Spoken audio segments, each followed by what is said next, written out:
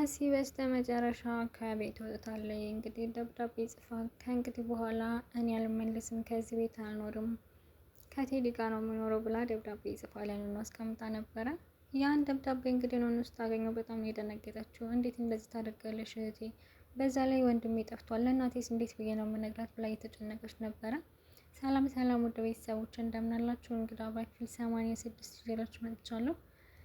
እንግዲህ ላይንዬ ስትነግራትኝ በጣም ነው የደነገጠችው ማለት ነው። እናቴ እኔም ሆን ወንድሜም እህቴም በጣም ነው የምንወድሽ፣ መቼስ ካላንቺ ማንም የለንም። ወይኔ ልጅ ግን ለምንድን ነው የምታለቅሽው? እኔስ ያለ እናንተ ማን አለኝ? ለእናንተ ብዬ መስሎኝ እንደዚህ የምንከራተተው እና ለምንድን ነው የምታለቅሽው? ለማን አባት ብለሽ ነው የምታለቅሽው? ንገሪኝ ስትላትኝ እህቴ ከቤት የለችም። እንዴ የት ሄዳ ነው? ትመጣለች ወይ ሱቅ ሄዳ ሊሆን ይችላል። አይ ልትመጣ አይደለም ሄደችው፣ ማለትም ከዚህ ቤት ላትመለስ ደብዳቤ ይጽፋልኝ ሄዳለች እና ከቴዲ ጋር ልትኖር ነው። እንዴት እንደዚህ ታደርገኛለች? እኔ እኮ ለእሷ ብዬ ብዙ ነገር ብዙ መስዋዕትነት ከፍያለሁ። እንዴት ለወንድ ብላ የኔ እናቷንና የወንድሟን ምክር ጥሳ ትሄዳለች? በቃ አዋረደችኝ። እኔ እኮ በእናንተ እንደዚህ እንደምሰቃይ ባቅ ኖሮ አልወልዳችሁም ነበረ።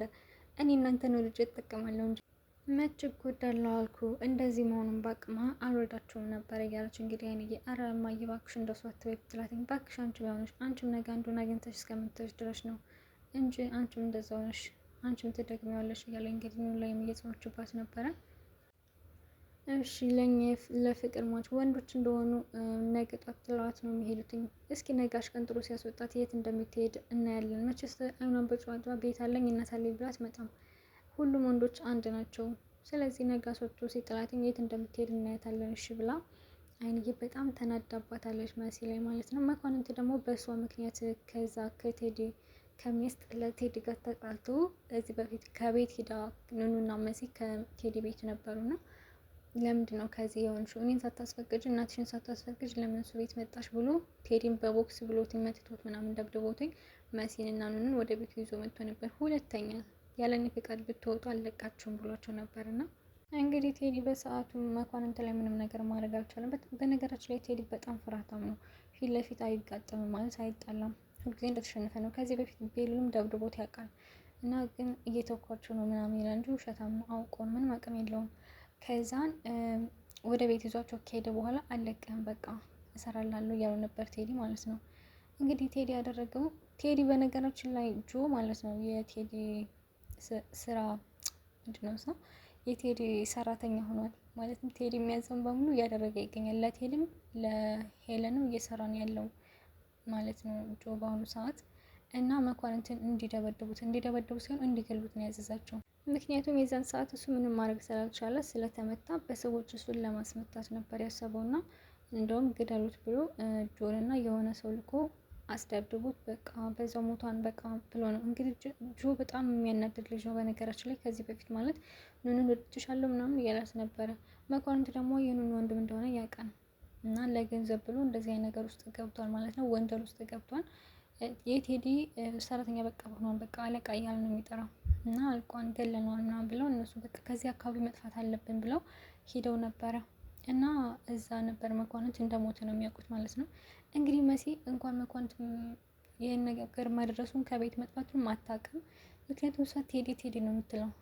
በነገራችን ላይ እንኳን ደግ ሳይ እንኳንም ቴዲ ከዳት መሲ ማለት ነው። በጣም ነው የምታናድደው። የምር በጣም ደም ታፈላለች። ምክንያቱም ከዚህ በፊት ቴዲ ምን አይነት ሰው እንደሆነ ታውቃለች።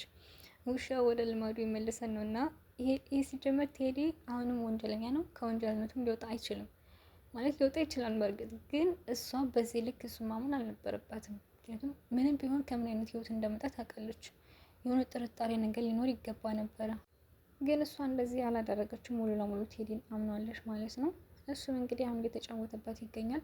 ከቤት ነው የተወለው። በቃ አብረን መኖር አለብን ብሎ ድጋሚ እንደዛ ሲላት ከቤት ጠፍታ ሄዳለች ማለት ነው።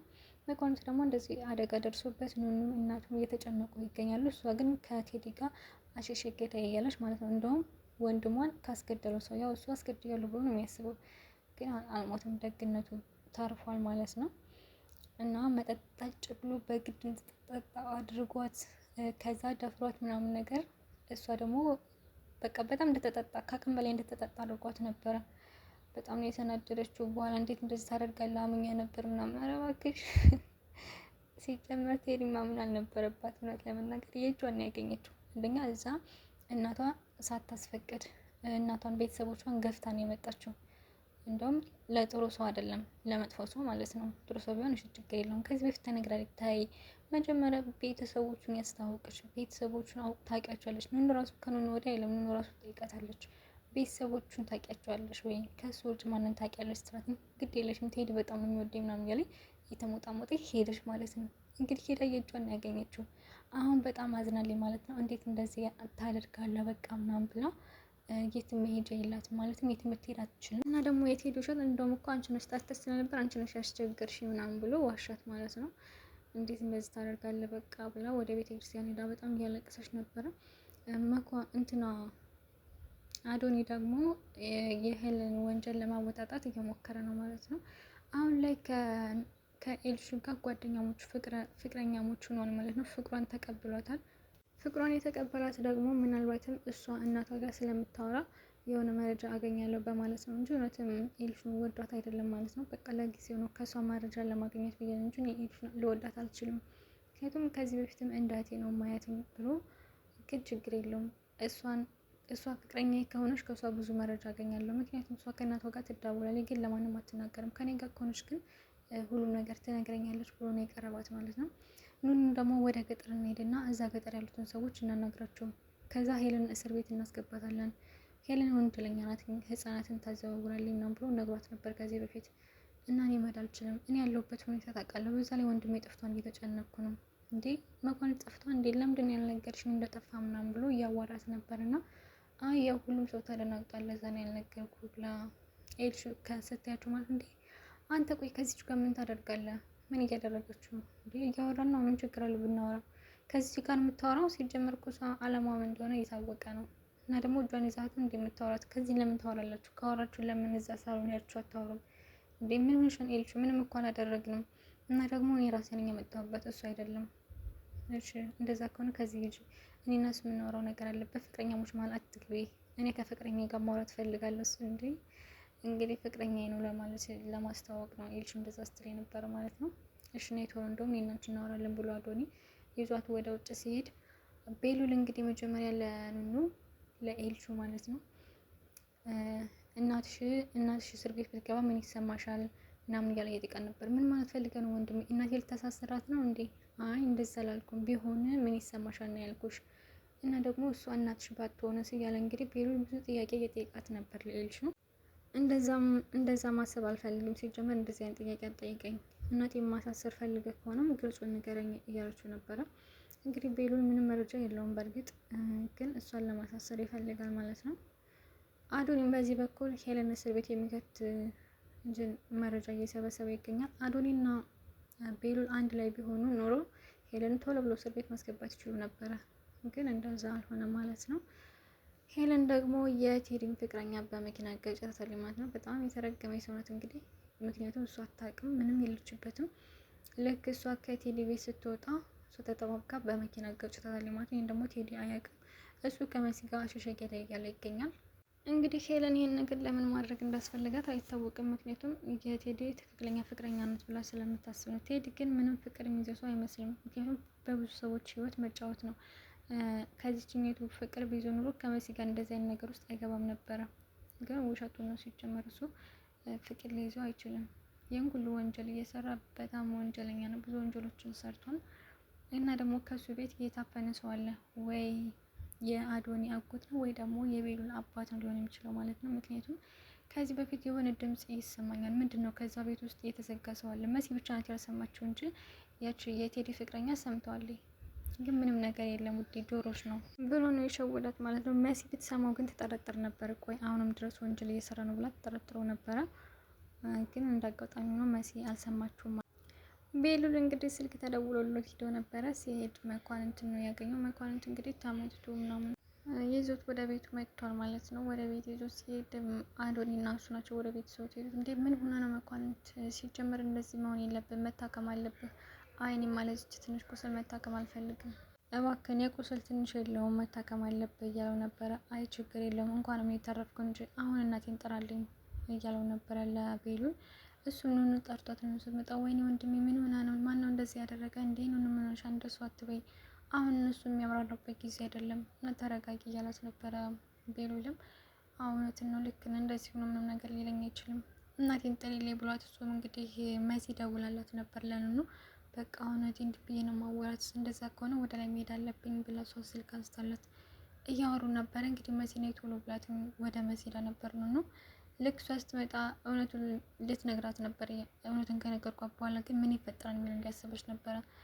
እህቴ ጉድ ሆንኩልሽ፣ ምን ሆንሽ እህቴ፣ ምን አጋጠመሽ? ትሄድ እኮ ደፈረኝ እንዴ! እንዴት እንደዚህ ያደርጋ ነው? ሲወድሽ የለም እንዴ? እንደውም ሂጅ ለወንድሜ ነው የምነግረው ብላ ስትሄድ እንደዚህ እያለች በአእምሯ እያሰበች፣ ከዛ በቃ ምንም ነገር አልነግራትም። እሺ እንዴት ናችሁ እህቴ፣ ወንድሜ ተገኘ እኮ ስትላት፣ እንዴ ወንድሜ ጠፍቶ ነበር እንዴ? አዎ ጠፍቶ ነበር፣ ወንድሜ እኮ ጠፍቶ በጩቤ ተወግቶ ምናምን ስትላት፣ እንዴ ምን አይነት ጉድ ነው የገባሁት ምናምን። አሁን መሲ ማለት ነው ምንም እያስተዋለች አይደለም። ማስታወስ ትችል ነበረ ከዚህ በፊት እንዴት መኳንንት ቴዲን እንደመተው ታውቃለች፣ እንደተጣሉ። ስለዚህ ይህን ነገር ሊያደርግ የሚችለው እሱ ነው ብላ ማሰብ ትችል ነበረ። ግን እሱ አሁን ላይ በጣም ማሰብ አትችልም ማለት ነው። በቴዲ ፍቅር ታውራለች። ግን ቴዲ እሷን አፍቅሯ ሳይሆን ሊጠቀምባት ስለፈለገ፣ መረጃ ሊሰበስብባት ስለፈለገ ነው። ግን ከመሲ ምን እንደሚያገኝ አላውቅም ቴዲ። እንግዲህ ለጊዜው መሲ ምንም ነገር አላልቻት ብለን ነው፣ ምን ልታደርገው እንዳሰበች አላውቅም። ብቻ እናቴ በጣም ተነዳብሻለች፣ እንዴት እንደዚህ ታደርገኛለች? እኔን ሳታስፈቅድ እኔን ገፍታ ለምን ሄደች? እያለች በጣም ነው ያዘነችብሽ። ግን ችግር የለውም እናቴ ታውቂያታለሽ፣ ማለትም ወደው ትመለሳለች፣ ይቅርታ ታደርግልሻለች። እሺ በቃ ደህና ከሆናችሁ እኔም ልሄድ በቃ ስትላትም፣ እሺ በቃ እኔ በጣም ነው የምወድሽ እህቴ ስትላት፣ እንዴ ለምዶ እንደሱ የምትይው? እኔም እኮ በጣም ነው የምወድሽ፣ ግን እናቴንና ወንድሜን ተንከባከቢያቸው፣ ካላንቺ ማንም የላቸውም። እኔ እንደውም ከእንግዲህ በኋላ አልመለስም እያለች ነበር። እንግዲህ መሲ መጥፎ ነገር አስባ ይሆናል እንደዚህ የምትለው ማለት ነው። ምክንያቱም ቴዲን ሁሉ ነገር አድርጓታል። እሷ መልካም ሰው ነው ጥሩ ሰው ነው ብላ ለሱ ብላ ቤተሰቦቿን፣ እናቷን የምትወዳት እናቷንና ወንድሟን ብቻ ቤተሰቦቿን በሙሉ ለሱ ብላ ስታ ስትሄድ፣ እሱ ደግሞ ከዛ መጥፎ ሰው ሆኖ ስታገኘው በጣም ከባድ ነው።